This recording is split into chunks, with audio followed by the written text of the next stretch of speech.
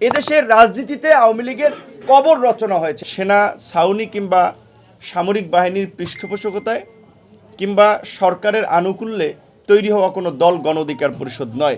যেই ফ্যাসিস্ট শক্তির বিরুদ্ধে আমরা লড়াই করেছি, যারা এতগুলো মানুষকে হত্যা করেছে, রাজপথে রক্ত ঝরিয়েছে, গুলি করিয়ে মেরেছে এবং বাংলাদেশকে স্বাধীন সার্বভৌম রাষ্ট্রকে একটা বিদেশি তাবেদার রাষ্ট্রে পরিণত করেছে, সেই আওয়ামী লীগের রাজনীতি করার কোনো নৈতিক ভিত্তি এবং নৈতিক অধিকার নাই। এবং আমরা আশা করি আগামী নির্বাচনে আওয়ামী লীগ অংশগ্রহণ করতে পারবে না। আগামী নির্বাচন না, শুধু এদেশের রাজনীতিতে আওয়ামী লীগের কবর রচনা হয়েছে। আওয়ামী লীগ আর এদেশের রাজনীতিতে কখনোই মাথা তুলে দাঁড়াতে পারবে না এবং এদেশের জনগণ সেই সুযোগ দেবে না। বিএনপির প্রতিনিধি সহ সকল রাজনৈতিক দলের প্রতিনিধি গতকালকে প্রধান উপদেষ্টার মিটিংয়ে ছিল। এমন কোনো বক্তব্য কিন্তু কেউ দেয় নাই যে এই প্রোক্লামেশনের দরকার নেই কিংবা এটি রাজনৈতিক সম্প্রীতি বিনষ্ট করবে, বরঞ্চ সবাই বলেছে যে গত 1.5 দশকে সকলের আন্দোলন সংগ্রাম ত্যাগকে ধারণ করেই যেন আপনার এই ঘোষণাপত্রটি তৈরি করা হয়। তো সেই ক্ষেত্রে সবাই কিন্তু একমত হয়েছে। সংবিধান সংস্কারের প্রশ্নে যেই বিষয়টি বারবার আসছে যে সংসদ ছাড়া সংবিধান আপনার সংশোধন করা উচিত হবে না, এই সরকারের যে জনসমর্থন সেটি বাংলাদেশের সৃষ্টির পর থেকে সবচেয়ে একটা বৃহৎ জনসমর্থন, যেটা রাজনৈতিক দলের বাইরেও বিভিন্ন নাগরিক সমাজ সাধারণ মানুষ কিন্তু সরকারকে সমর্থন দিয়েছে।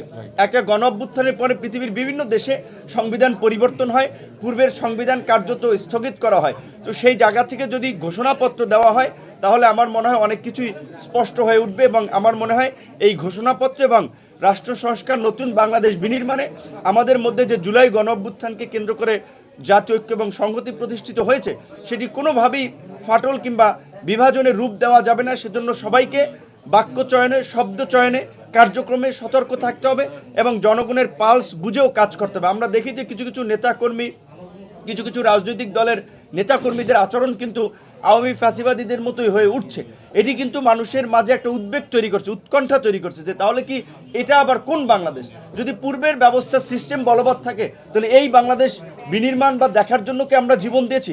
কাজেই রাজনৈতিক দলের দায়িত্ব এবং দায়িত্ববোধ রয়েছে জনগণের প্রতি সহনশীল থেকে নাগরিকদের প্রতি সম্মান দেখিয়ে তাদের রাজনৈতিক কর্মকাণ্ড পরিচালনা করা। কোনো দলের বাড়াবাড়ি, হানাহানি, মারামারি, দখলদারি, চাঁদাবাজি এগুলো যদি চলে সেই দল কিন্তু জনগণের দ্বারা প্রত্যাখ্যাত হবে। আমরা সকলকে এই বিষয়ে সতর্ক থাকার আহ্বান জানাব।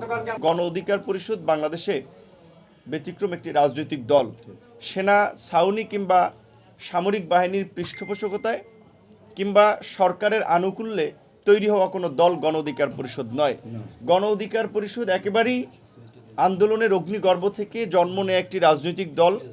আজকের যে গণ অভ্যুত্থান, কোটা সংস্কার আন্দোলনকে কেন্দ্র করে 2018 সালে সেই কোটা সংস্কার আন্দোলনের সূত্রপাত এবং সেই আন্দোলনের সফল নেতৃত্বের মাধ্যমে আজকে এই 2024-এর আপনার গণ অভ্যুত্থানেও নেতৃত্ব দিয়েছে। আমরা বিশেষ করে বাংলাদেশের তরুণ প্রজন্ম, 90 পরবর্তী তরুণ প্রজন্ম, আমরা মনে করি বাংলাদেশে বর্তমানে যে ফ্যাসিবাদী রাষ্ট্র ব্যবস্থা, এই রাষ্ট্র ব্যবস্থার পরিবর্তন দরকার। পুরানো রাজনৈতিক বন্দোবস্তের মাধ্যমে বা পুরানো বন্দোবস্ত জিয়ে রেখে আগামীর নতুন বাংলাদেশ বিনির্মাণ সম্ভব নয়। তাই আজকে আমরা নতুন রাজনৈতিক বন্দোবস্তের মাধ্যমেই আগামীর নতুন বাংলাদেশ গড়ে তুলতে চাই।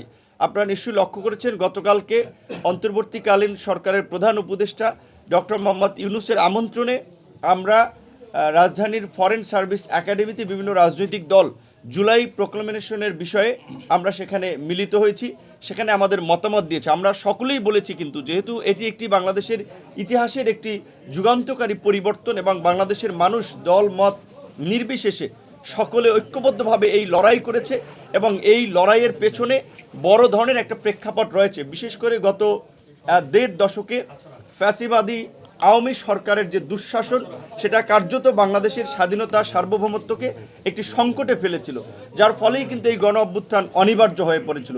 এই গণ অভ্যুত্থানের আইনি, রাজনৈতিক, সাংবিধানিক সকল প্রকারের বৈধতা দানের জন্যই একটি ঘোষণাপত্র প্রয়োজন। গতকালকে সকল রাজনৈতিক দলের নেতৃবৃন্দ তাদের মতামত দিয়েছে। তারা সকলেই তাদের নিজস্ব যে আত্মত্যাগ এবং নিজস্ব যে সংগ্রাম সেটিকে সংযুক্ত করে এই ঘোষণাপত্র দেওয়ার আহ্বান জানিয়েছে। আশা করি খুব শীঘ্রই সেটি ঘোষণা হবে।